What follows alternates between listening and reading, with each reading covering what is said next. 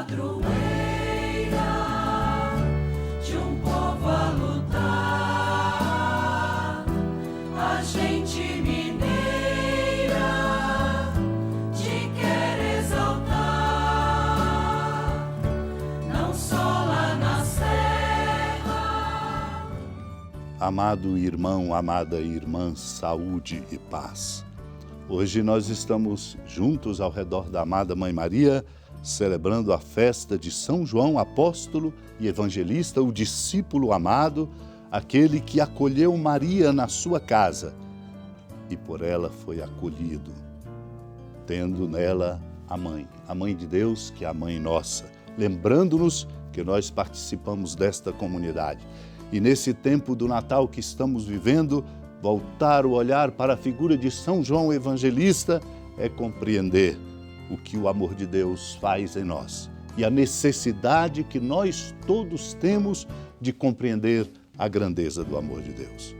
É São João o Evangelista que nos ensina que o que era desde o princípio, o que nós ouvimos e vimos com nossos olhos e nossas mãos, é a palavra da vida que ele também tocou e que nós precisamos tocar, sobretudo por esta experiência de acolher esta palavra, ele, Cristo, que vem ao nosso encontro. É por isso que nós temos a tarefa bonita de proclamar a palavra. É nossa tarefa. Ao proclamar a palavra de Deus, nós a ouvimos, nós a acolhemos e ela nos pode realizar na direção do que Deus quer para cada um de nós. Por isso, João o Evangelista ensina-nos quem poderia tocar a palavra com suas mãos, a não ser porque a palavra se fez carne e habitou entre nós. A palavra que se fez carne para ser tocada com as nossas mãos começou a ser carne no seio da Virgem Maria. Mas não foi então que a palavra começou a existir, porque ele nos ensina, ela, a palavra, que é Cristo, era desde o princípio. Por isso ele diz, vede como é confirmada pelas palavras do Evangelho aquilo que ele diz. No princípio era a palavra, e a palavra estava junto de Deus. Amados e amadas de Deus, alguns talvez julguem que a expressão palavra da vida designe de modo geral a Cristo e não o próprio corpo de Cristo que foi tocado pelas mãos. Nós somos chamados, portanto, a compreender. E a vida manifestou-se. É o que João nos ensina. E a vida manifestou-se. Porque Cristo é a palavra da vida. E como se manifestou esta vida? Ela existia desde o início, ensina-nos João o Evangelista, mas não tinha se manifestado aos homens. Manifestara-se aos anjos que a contemplavam e se alimentavam dela como de seu pão. E o que diz a Escritura? O homem se nutriu do pão dos anjos. João é esse evangelista magnífico que nos ensina o caminho para entrarmos na grandeza do mistério de nosso Deus. No primeiro dia da semana, Maria Madalena saiu correndo e foi encontrar Simão Pedro e o outro discípulo, aquele que Jesus amava, e lhe disse, tiraram o Senhor do túmulo e não sabemos onde o colocaram. Saíram então Pedro e o outro discípulo e foram ao túmulo. Os dois corriam juntos, mas o outro discípulo correu mais depressa que Pedro e chegou primeiro ao túmulo. Olhando para dentro, viu as faixas de linho no chão, mas não entrou. Chegou também Simão Pedro, que vinha correndo atrás, e entrou no túmulo. Viu as faixas de linho deitadas no chão, e o pano que tinha estado sobre a cabeça de Jesus não posto com as faixas, mas enrolado num lugar à parte. Então entrou também o outro discípulo que tinha chegado primeiro ao túmulo. Ele viu e acreditou.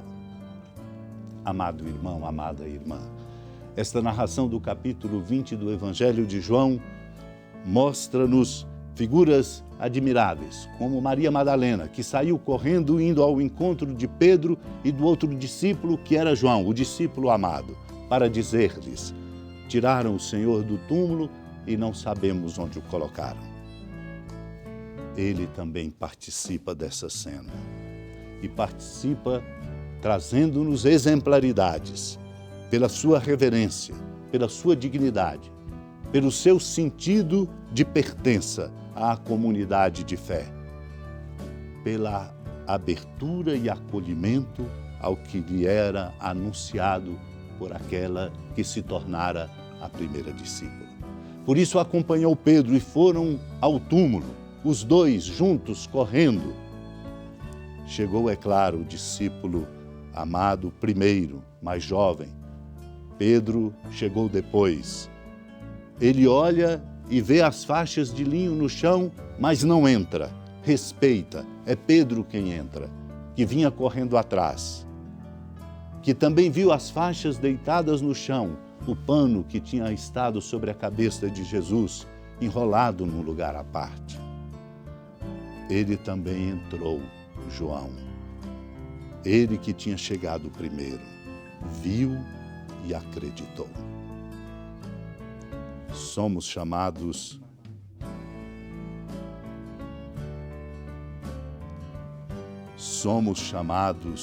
a exemplo de João, a ver. Por isso o Senhor vem ao nosso encontro, a ver para acreditar. Precisamos de ver, é verdade, em razão do nosso próprio limite. E Ele, por isso, se manifesta no meio de nós, com o seu amor. Caminha conosco. Ajuda-nos a compreender a força do mistério do seu amor. Revela-se misericordioso, revelando o rosto misericordioso de Deus Pai, morrendo na cruz, obedientemente.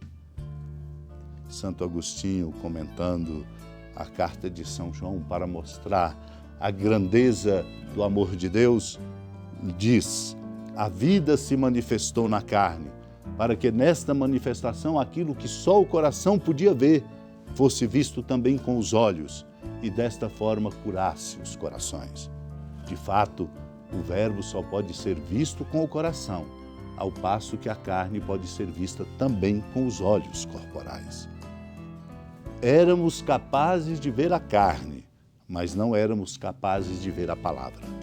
Por isso a palavra se fez carne que nós podemos ver para curar em nós o que nos torna capazes de vê-la. E como diz São João, hoje celebrado, somos disso testemunha.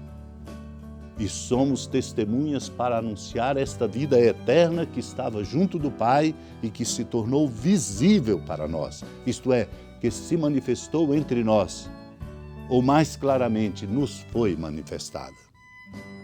São João diz: isso que vimos e ouvimos, nós vos anunciamos. Somos chamados então a prestar atenção. E isso que vimos e ouvimos, nós vos anunciamos. Eles viram o próprio Senhor presente na carne, ouviram da boca do Senhor suas palavras e agora nos-las anunciaram. E nós ouvimos certamente, mas não vimos. Somos por isso menos felizes do que eles que viram e ouviram? Ora, nós não somos menos felizes. Podemos ser igualmente, devemos ser igualmente felizes, porque participamos deste mistério do amor de Deus. Participamos como bem do qual somos destinatários, mas participamos também da alegria de poder repartir, anunciando Cristo, proclamando a sua palavra a todos os irmãos e irmãs, para que todos ao amor de Deus possam se abrir. Deus nos conceda a graça, supliquemos, de termos esta reverência e essa dignidade de João o Evangelista. E como discípulos amados e discípulas amadas, nós possamos anunciar a Ele, Cristo, ao mundo, para que o mundo se abra a este amor que salva. Senhora da piedade, Mãe Virgem do Cristo Deus.